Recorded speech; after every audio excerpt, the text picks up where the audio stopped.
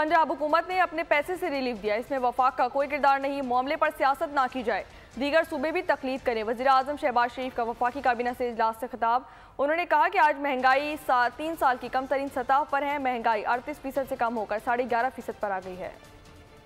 पंजाब ने अपने फंड से ये 2 महीने की रिलीफ मुहैया किया पंजाब के अवाम के लिए, जिसका वफाक का कोई लेना देना नहीं। इसके ऊपर सियासत करना, पॉलिटिक्स करना, मैं समझता हूँ कि हमें उससे परहेज करना चाहिए। मैं समझता हूँ कि बाकी सूबे भी हम बिस्मिल्लाह करें, वो अपने सूबे के अवाम को ये रिलीफ दे सकते हैं। 22 महीने की जो PDM की हुकूमत थी, कोलिशन गवर्नमेंट, बामी मशावरत से फिर हमने इकदाम उठाए, आज उसका नतीजा है अल्हम्दुलिल्लाह बतदरीज इन्फ्लेशन जो है उसका रेट 38% से कम होके 11.5% पे आ गया। बहुत जानदार मंसूबा जो उसको हम शक्ल दे रहे हैं और फिर इंशाअल्लाह अमली जामा पहनाएंगे। लेकिन IMF को पूरी तरह ऑन बोर्ड लेकर PTI की हुकूमत की तरह कोई ऐसा जाहिलाना कदम नहीं उठाएंगे जिससे कि पाकिस्तान की जो क्रेडिबिलिटी है वो डैमेज हो।